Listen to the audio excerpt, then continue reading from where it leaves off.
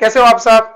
तो आज हम आ चुके हैं some basic concepts of chemistry का लेक्चर नंबर 6 लेके। आज के लेक्चर में हम सारे के सारे जो पीछे के बैक क्वेश्चंस होते हैं वो सॉल्व करने की कोशिश करेंगे। आज का हमारा मेन लेक्चर का मोटिव है एमसीक्यू और जो सॉल्व द फॉलोइंग होते हैं उनके 4 क्वेश्चन या 5 क्वेश्चन जितने हो पाएंगे उतने। ठीक है, तो आइए शुरू करते। सबसे पहला चूज द करेक्ट ऑप्शन से अगर हम शुरू करने जाए, ए वाला क्या कहता है हमसे सवाल कि a sample of pure water, आप टेक्स्ट बुक ओपन कर लीजिए page number 11। A sample of pure water comma whatever the source always contain dash by mass of oxygen and 11.1% by mass of hydrogen। सवाल में पूछा क्या है? सवाल में आपसे पूछा है परसेंटेज। किसका परसेंटेज? ऑक्सीजन का। और किसका आपको दे रखा है? हाइड्रोजन का दे रखा है। कितना दे रखा है? 11.1%। 11.1 है कि 11.1% है। अब ऐसे सवालों में क्या किया जाए, कैसे परसेंटेज फाइंड करेंगे? तो सबसे पहले पता है क्या कर लीजिए, मान लीजिए टोटल सैंपल में कितना परसेंट था? 100%। अब जो हमारा वाटर रहता है उसमें 2 चीजें होती है, H2O में 2 चीजें होती है। कौन सी? तो एक होता है हाइड्रोजन और एक होता है ऑक्सीजन। तो अगर आप ध्यान से देखो तो सवाल में हाइड्रोजन का दे रखा है। कितना दे रखा है? 11.1%। तो अगर इसका दे रखा है 100 में से 11.1%, तो जाहिर सी बात है बचा कुचा क्या रहेगा? ऑक्सीजन रहेगा। तो कितना आता है ऑक्सीजन? 100 में से 11.1% माइनस कर दो, कितना हो जाएगा? 88.9%। और यही है आपका आंसर, ऑप्शन ए। टिक करिए, आगे बढ़िए। ठीक है, समझ में आया? चलो नोट कर लीजिए, मैं डस्टर लेके आ रहा हूं, 1 सेकेंड। हाँ, नोट कर लीजिए। चलिए आगे बढ़े।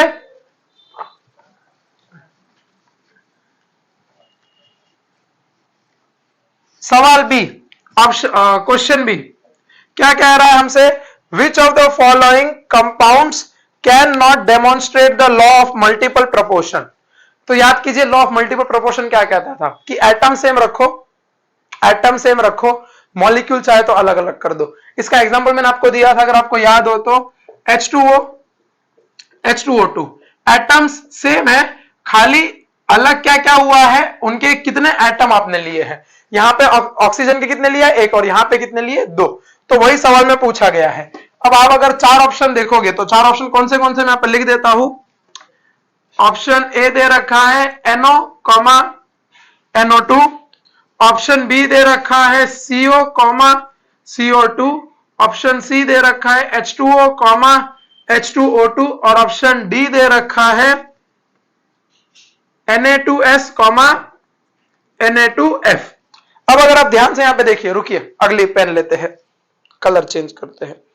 अगर आप यहां पे ध्यान से देखिए तो N ऑक्सीजन, खाली अलग क्या है? Number of oxygen.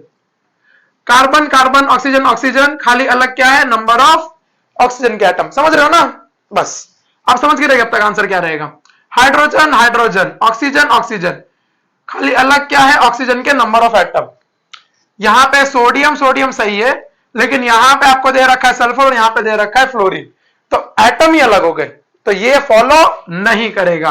तो जो फॉलो नहीं कर रहा है वही तो आपका आंसर है, समझे? जो ये रूल फॉलो नहीं कर रहा है वही तो आपका आंसर है, करेक्ट आंसर वही सही है। लिख लीजिए, नोट करिए। कर लिया? चलिए आगे बढ़ते हैं। अगला सवाल क्या कह रहा है हमसे? अगला सवाल तेज तो नहीं हो रहा? ठीक है। अगला सवाल थर्ड वाला देखिए, समझते थोड़ा।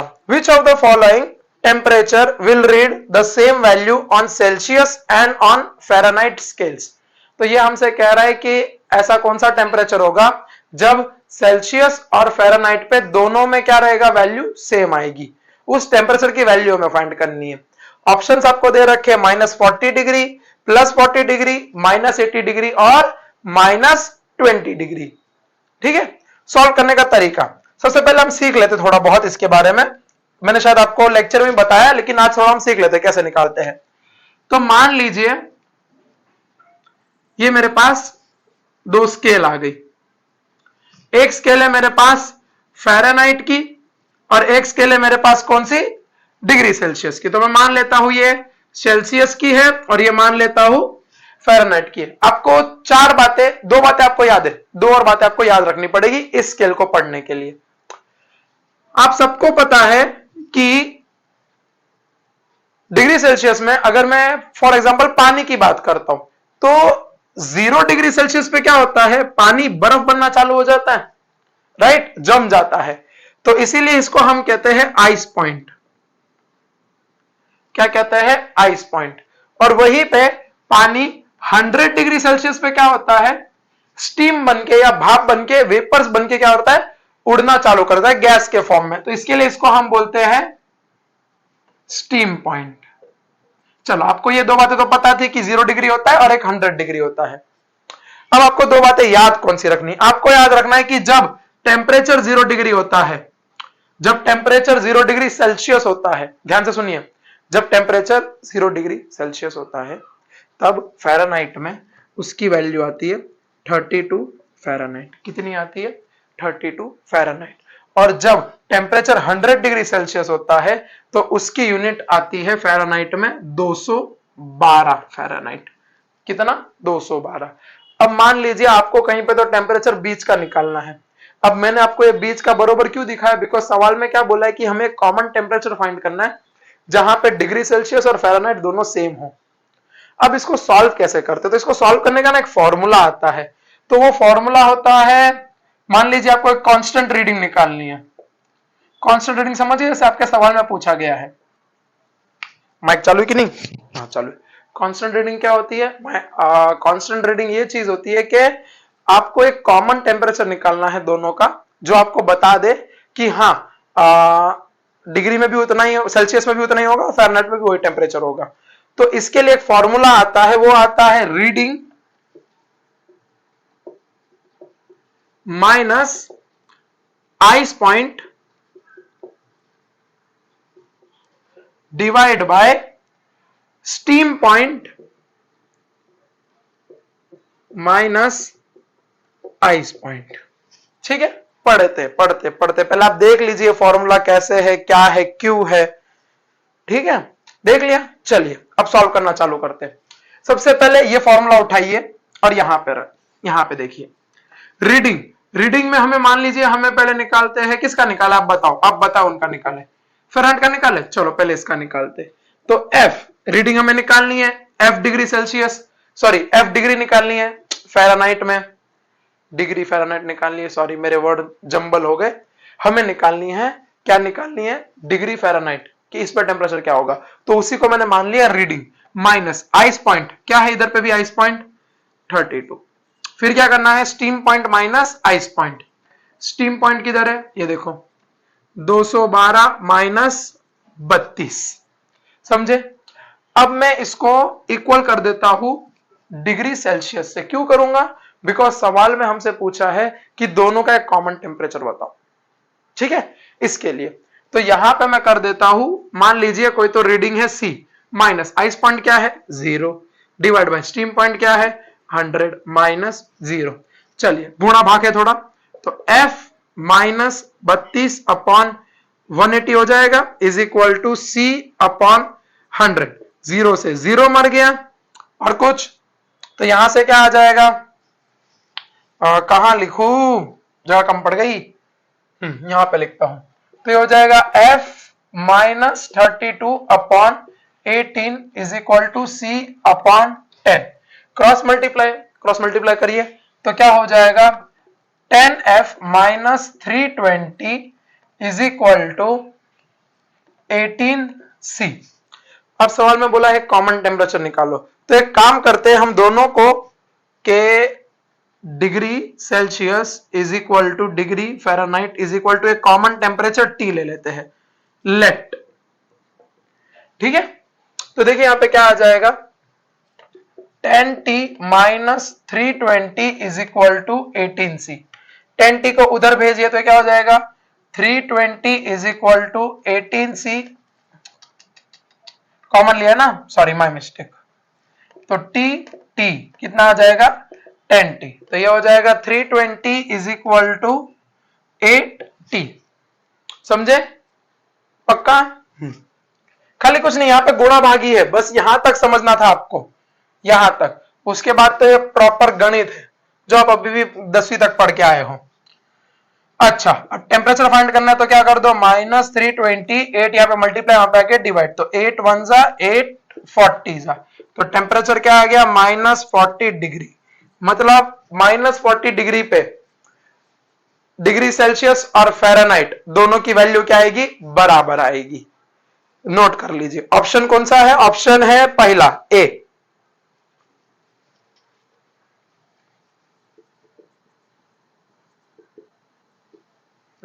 नोट कर लीजिए, कर लिया? 1 2 3 4 5, चलिए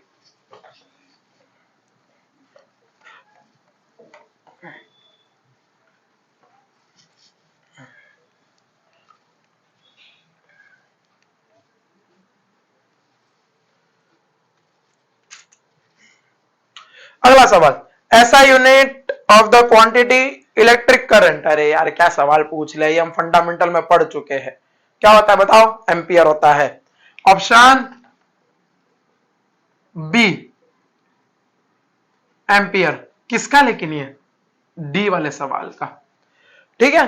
समझे? अगला वाला ई वाला देखो, in the reaction N2 plus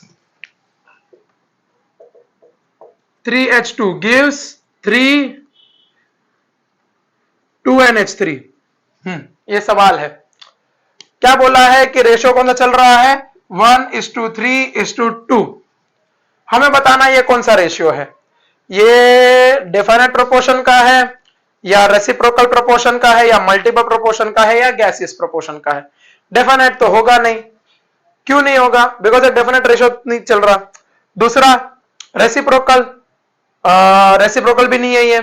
तीसरा मल्टीपल, क्या ये एक दोनों, एक और तीन क्या मल्टीपल है, मतलब अगर आप एक और तीन को मल्टीप्लाई करोगे तो क्या दो आ रहा है ना, तो मल्टीपल भी नहीं है। तो कौन सा बचा फिर, तो गैसियस। अब यहां पे सवाल में लिखा नहीं है लेकिन आप नोट कर लीजिए, यहां पे नीचे जी लिखा जाता है। इसका मतलब ये सब किसकी बात हो रही है, गैसियस की बात हो रही है। किसकी बात हो रही है, गैसियस की बात हो रही है। नोट कर लीजिए, कर लिया? चलिए अब थोड़ा दिमाग चलाने वाले सवाल आ रहे हैं, लास्ट के 4-5। अच्छा ये ई का था, हाँ ई का क्या था, ऑप्शन डी। अगला F,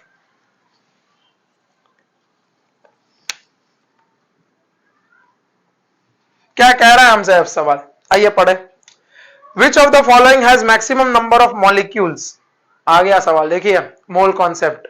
which of the following has maximum number of molecules. Options कौन से दे रखे हैं, ऑप्शन ए दे रखा है 7 gram H2 sorry N2, option B दे रखा है 2 ग्राम H2, ऑप्शन सी दे रखा है 8 ग्राम O2 और ऑप्शन डी दे रखा है 20 ग्राम NO2। राइट? हाँ, आइए सॉल्व करते हैं। बताइए कोई आपको तरीका पता है कैसे सॉल्व करेंगे, है? बताऊं मैं? चलो मैं बताता हूं। तो देखिए, अगर हम कोई भी मॉलिक्यूल या एटम की बात करेंगे तो एक मोल में कितने उसके मॉलिक्यूल्स होंगे, Na मॉलिक्यूल्स होंगे, या एक मोल में कितने एटम्स होंगे, Na एटम्स होंगे। यहां पे मॉलिक्यूल की बात हो रही तो मॉलिक्यूल्स की बात करते। Na मॉलिक्यूल्स का मतलब क्या हो गया, 6.022 10 की पावर मल्टीप्लाई बाय 10 की पावर 23। ठीक है, ये होता है Na मॉलिक्यूल्स, एवोगाड्रो नंबर, जो कि हम पढ़ चुके हैं। अच्छा, अगली बात, अब अगर मैं बात करूं N2 मॉलिक्यूल की, देखते जाइए समझते जाइए। N2 मॉलिक्यूल, तो इसका कितना मोलार मास होता है? मोलार मास यानी कि mass of 1 mole. Molar mass क्या होता है? मास ऑफ 1 मोल। तो इसका होता है 28 ग्राम। 28 ग्राम N2 में कितने आते हैं? 1 मोल आते हैं। आई होप सबको पता है। ठीक है, तो अगर मैं बोलूं, क्या बोलूं मैं, हाँ, कि 1 ग्राम N2 में कितने मोल आएंगे? तो 1/28 मोल आएंगे। ये बात समझ में आई? अगर 28 ग्राम मिलके 1 मोल हो रहा है तो 1 ग्राम में कितना आएगा? योद रखिए, डिवाइड हो जाएगा। लेकिन हमें सवाल में 1 ग्राम दे रखा है, नहीं, हमें सवाल में कितना दे रखा है? 7 ग्राम। तो अगर मैं 7 ग्राम के लिए निकालू, चलो इधर जाने से पहले मैं अगर आपको सिंपल बताऊं, तो अगर मान लो 2 ग्राम का होता तो क्या होता? 1/28 इंटू 2, ये क्या आ जाते हैं? मोल आ जाते हैं। लेकिन हमें कितना बोला है? 7 ग्राम N2 बोला है, तो कितना आ जाएगा? 7/28 मोल। कितना आएगा? ये 1 जा और ये 4 जा, यानी कि 0.25 मोल आ गए। किसके? N2 के। ठीक है, रखिए रखिए, इसको रखिए, मोल में ही रखिए, आपको मैं एंड में बताएंगे। आप वो मत करिए, क्या बोलते, फुकट में मजदूरी मत करिए, हम आपको बताते हैं सिंपल तरीका। चलो ये एक हो गया। दूसरा, ऑक्सीजन की बात करें तो ऑक्सीजन का कितना होता है मोलार मास? 1 मोल का मास 32 ग्राम। तो 32 ग्राम O2 में 1 मोल आता है, तो 1 ग्राम में कितना आता है? जाहिर सी बात है 1/32 मोल, राइट। अच्छा, अगला, तो क्या हमें सवाल में 1 ग्राम दे रखा है? हमें सवाल में कितना दे रखा है? 8 ग्राम। तो ये हो जाएगा 8 ग्राम O2, उसी तरीके से पूरा का पूरा, तो ये हो जाएगा 8/32 मोल। 8 1 जा 8, ये कितने जा होता है? 4 जा, तो हो जाएगा ये भी 0.25 मोल। गलत तो नहीं कर रहा ना? आप चेक करते रहिए, ठीक है। हाँ, आगे अगला, अब बात कर लेते हैं हम लोग H2 की। तो H2 का कितना होता है ग्राम? 2 ग्राम होता है, और 2 ग्राम H2 में कितना होता है? 1 मोल। तो 1 ग्राम में कितना होगा H2 का? कितना होगा 1 ग्राम में? 1/2 मोल। तो बताइए 2 ग्राम में कितना होगा? अब ये 2 ग्राम क्यों लिया? बिकॉज सवाल में कितना दे रखा है? 2 ग्राम दे रखा है। तो 2 ग्राम H2 का कितना हो जाएगा? 2/2 मोल। कितने आ गए? 1 मोल। किसके? H2 के। ठीक है, अगला थर्ड वाला,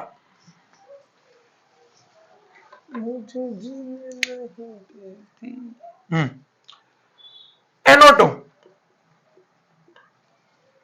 NO2 32, O का कितना होता है? 32, और नाइट्रोजन का कितना होता है? कर लो ऐड, 32 और 14, तो कितना होता है? 4 6 3 1 4 46।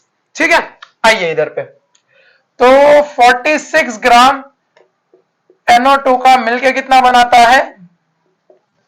1 मोल। ठीक है, तो जरा बताइए, अगर मैं बात करूं 1 ग्राम NO2 की, तो कितना होगा? 1/46, इतने मोल आ जाएंगे। लेकिन क्या हमें 1 ग्राम दे रखा है? कितना दे रखा है? 20 ग्राम। तो क्या आ जाएगा? 20 ग्राम NO2 gives 20/46 मोल। आप अगर इसको कैलकुलेट करोगे तो देखिए कैलकुलेट करने का तरीका, 10, और ये कितना हो जाएगा? 2 3, यानी कुछ 10/23 बन रहा है मोल, जो कि जाहिर सी बात है 1 से कुछ ना कुछ छोटा ही होगा। कहने वाली बात क्या है यहाँ पे?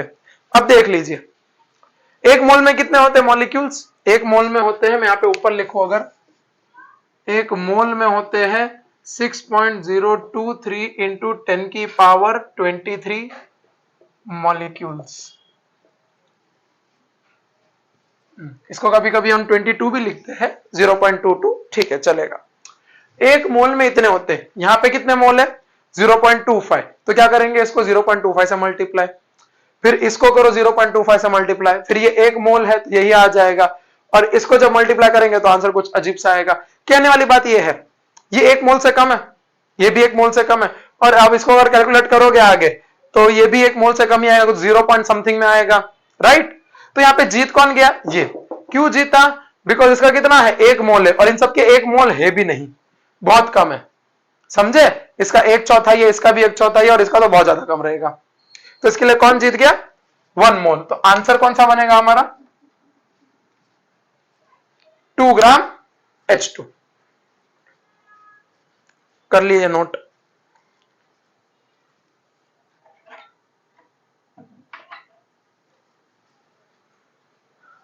अब अगर एमसीक्यू में इतना करके आएंगे तो फिर इश्यू हो जाएगा। तो आपको क्या करना है, सबसे पहले आपको ये सब माइंड में कैलकुलेशन करनी है कि N2 का होता है 28, ठीक है।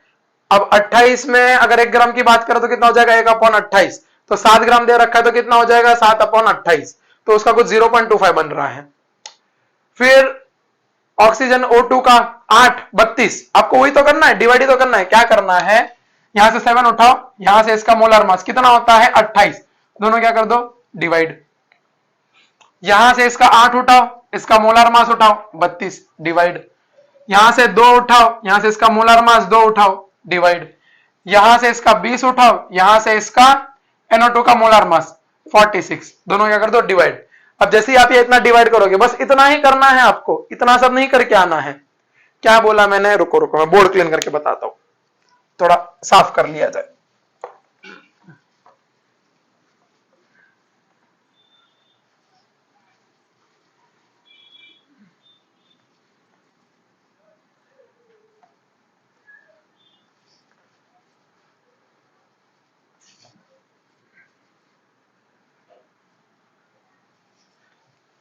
जब कभी भी ऐसा सवाल आए तो खाली करना क्या है आपको? जुगाड़ सुनिए। 7 ग्राम में लिख दो, सवाल में जो दे रखा है।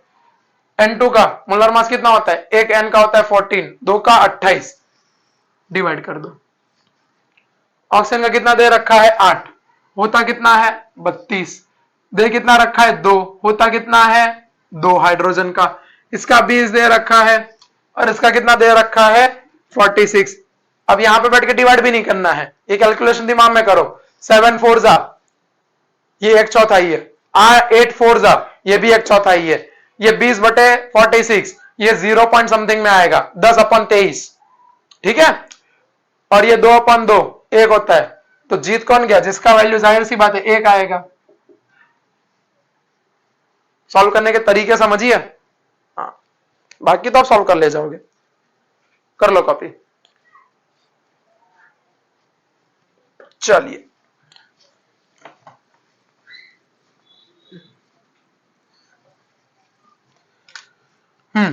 अगला सवाल क्या कहता है? अगला सवाल, how many gram of H2O are present in 0.25 mole of it. हाँ, तो क्या कह रहा है सवाल की कितने ग्राम ऑफ H2O प्रेजेंट रहेंगे किसमें? 0.25 मोल H2 के। अच्छा, कैसे करें कैसे करें कैसे करें, क्या लगता है कैसे किया जाए? बताइए आप थोड़ा। हाँ, सही सोच रहे हो मेरे ख्याल से। तो आओ बताते हैं हम। कौन सा क्वेश्चन है ये? जी, क्या कह रहा है हमसे? जी, जीवन क्या कह रहा है? जीने को कह रहा है। आइए जीते हैं। सवाल ये कह रहा है कि कैसे बताए कैसे बताए। चलिए सिंपल शुरू करते हैं H2O से। तो H2O का बताइए कितना होता है? मोलर मास कितना होता है? कितना होता है? अब तक तैयार रट्टा होना चाहिए था। 16 ऑक्सीजन का, हाइड्रोजन का 1 का 1, तो 2 का 2, तो कितने हो गए? 18 ग्राम। तो 18 ग्राम H2O से मिलके बनता है क्या? 1 मोल। इसी को मोलर मास बोलते हैं, मास ऑफ 1 मोल, ठीक है। तो क्या हमें सवाल में 1 मोल दे रखा है? सवाल में कितना दे रखा है? 0.25 मोल। तो क्या करेंगे हम? 18 इंटू 0.25 H2O। तो आंसर क्या आ जाएगा? 4.50 H2O ग्राम में, किसके? 0.25 मोल के। तो आंसर क्या बन गया? 4.5 ग्राम। Option A. टिक मारिए, आगे बढ़िए। सिंपल सिंपल कैलकुलेशन है, मस्त एकदम। चलिए आगे, जी हो गया, अब एच करते हैं। क्या कह रहा है 16 सवाल, the number of molecules in 22.4 cm cube of nitrogen gas at STP. देखिए एसटीपी आ गया, मैंने लास्ट लेक्चर, कल परसों जो हमारा लेक्चर आया था उसमें मैंने आपको बताया था, लास्ट लेक्चर में क्या बताया था कि एसटीपी एनटीपी क्या होता है कि वहां पे टेम्परेचर वॉल्यूम क्या मानना है 22.4 मान के चलना, और फिर मैंने आपको 2 डिब्बे बना के दिए थे, याद है। मोल से अगर वॉल्यूम में जाना है तो क्या करना है, मल्टीप्लाई बाय 22.4।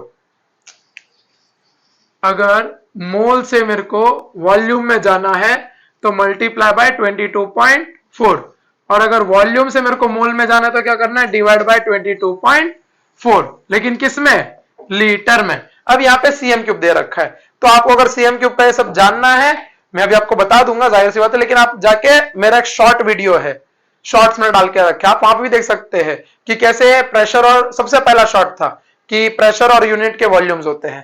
तो एच वाला कर रहे हैं हम, 1 ml होता है मेरा 1 cm क्यूब, और इसी को हम बोलते हैं 1 cc, ये मैंने पढ़ा रखा है मेरे शॉर्ट्स के वीडियो में, ठीक है। अच्छा, अब 1 cc होता है 1 ml के बराबर, आपको कितनी 1 cm क्यूब होता है 1 ml के बराबर, तो आपको कितना cm क्यूब दे रखा है 22.4, तो कितना हो जाएगा ये 22.4 cm cube is equal to 22.4 ml। अब हमें आंसर किस में चाहिए था, लीटर में। अब ml को लीटर में कैसे कन्वर्ट करें, तो हमें पता है 1 लीटर होता है 1000 ml, तो 1 ml कितना होगा, 1 ml होगा मेरा कितना 1 डिवाइड बाय 1000 लीटर। अब आप इसको कैसे लिख सकते हैं 1 अपॉन 10 की पावर 3, ठीक है, गणित सिंपल मैथ्स, लीटर। अच्छा, अब ये यहां पे पॉजिटिव है, ऊपर जाएगा तो नेगेटिव, तो आंसर क्या आ जाएगा 1 ml का 10 की पावर -3 लीटर। आइए अब लगाते हैं ये इधर पे, तो ये क्या हो जाएगा 22.4 इंटू 10 की पावर -3 लीटर। समझे, पक्का, इतनी चीजें करनी थी। अब आगे आगे सॉल्व करते, बोला क्या है, नंबर ऑफ मॉलिक्यूल्स पूछा है। अच्छा आइए करते, सबसे पहले अब आपको लीटर आ चुका है, अब मॉलिक्यूल्स कैसे आएंगे, तरीका तरीका मॉलिक्यूल्स कैसे आएंगे, मॉलिक्यूल्स आएंगे अगर मेरे को मोल मालूम पड़ जाए, बिकॉज एक मोल में कितने मॉलिक्यूल्स होते हैं 6.023 इंटू 10 की पावर 23 मॉलिक्यूल्स। अब मोल मेरे को कैसे मालूम पड़ेंगे, मोल मालूम पड़ेंगे अगर मेरे को लीटर से मोल कन्वर्ट करना आता है, जो कि आता है, ऊपर ही मैंने लिखा है, देखिए वॉल्यूम से मोल कन्वर्ट कर लीजिए, कैसे करेंगे, डिवाइड बाय 22.4 लीटर से, तो कर दो 22.4 इंटू 10 की पावर -3 बटे 22.4, यहां से ये मर गया, तो ये कितने आ गए 10 की पावर -3 मोल आ गए, इतने क्या आ गए, मोल आ गए। अब मेरे को एक मोल में पता है कितने मॉलिक्यूल्स होते हैं 6.022 इंटू 10 की पावर 23 मॉलिक्यूल्स होते हैं, राइट। हाँ, तो अब बताइए 10 की पावर -3 मोल में कितने होंगे, जाहिर सी बात है 6.022 इंटू 10 की पावर 23 इंटू 10 की पावर -3 मॉलिक्यूल्स। अब अगर आपने थोड़ा बहुत मैथ्स पढ़ा है बचपन में तो आपको पता रहेगा, अगर a की पावर x है मल्टीप्लाई बाय a की पावर y, तो इसका आंसर क्या आता है a की पावर x प्लस y, ठीक है। तो देखिए यहाँ पे a की पावर x, a की पावर y, तो इसका आंसर क्या आ जाएगा 6.022 इंटू 10 की पावर 23 प्लस -3। अब ये प्लस माइनस क्या हो जाएगा, -23 -3 कितना होता है 20, तो मैं यहाँ पे डायरेक्ट लिख दे रहा हूं 20, ये आ गए मॉलिक्यूल्स। ये हो गया आंसर, ये है answer option A, option A. अगला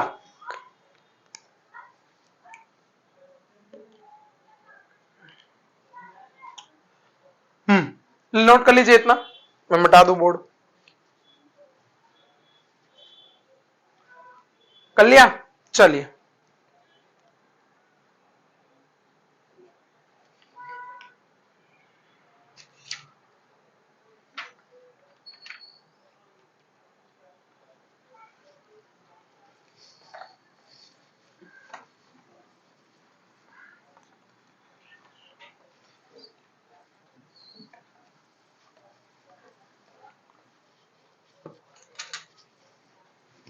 आइए last MCQ, which of the following has the largest number of atoms, MCQ number 8,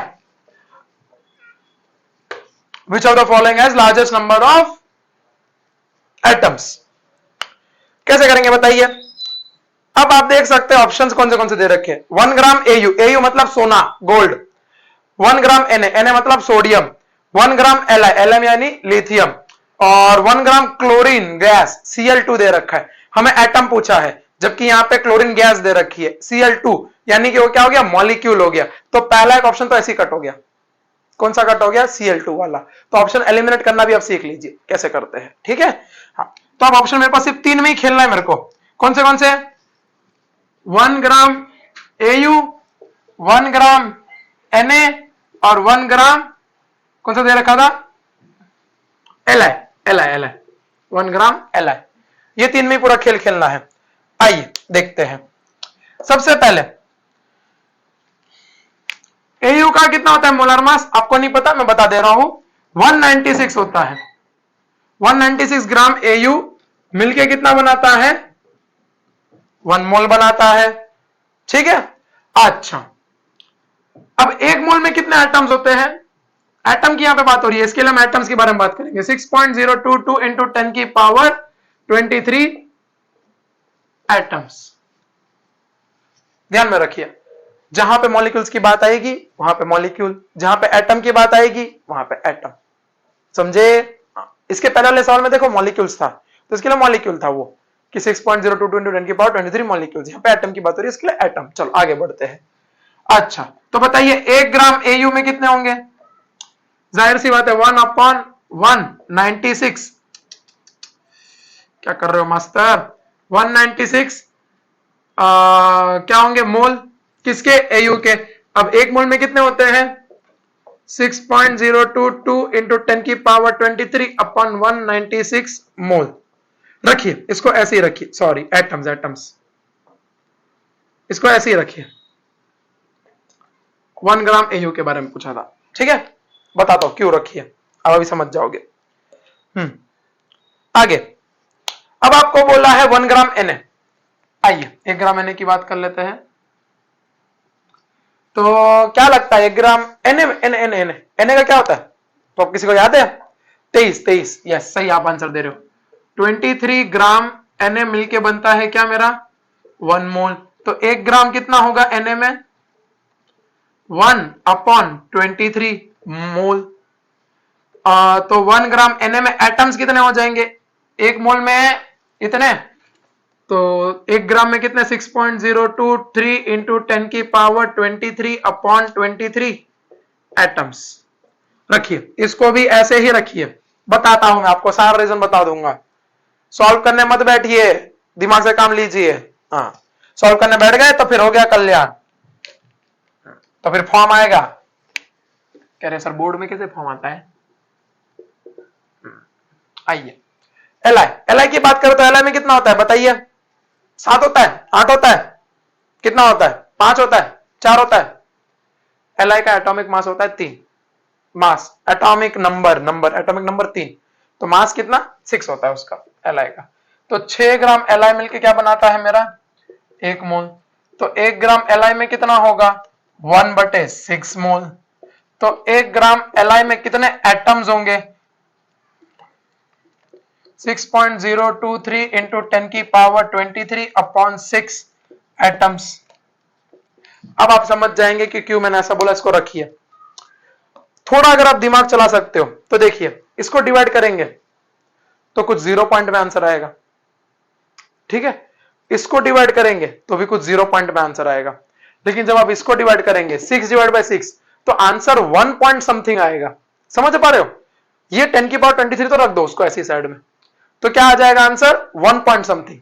देख सकते हो ना, 6 1 जा 6 1 जा पॉइंट समथिंग 0 पॉइंट, ठीक है। तो आंसर यहां पे 1 पॉइंट में आ रहा है, यहां पे 0.0 समथिंग में आएगा, यहां पे भी 0.00 समथिंग में आएगा।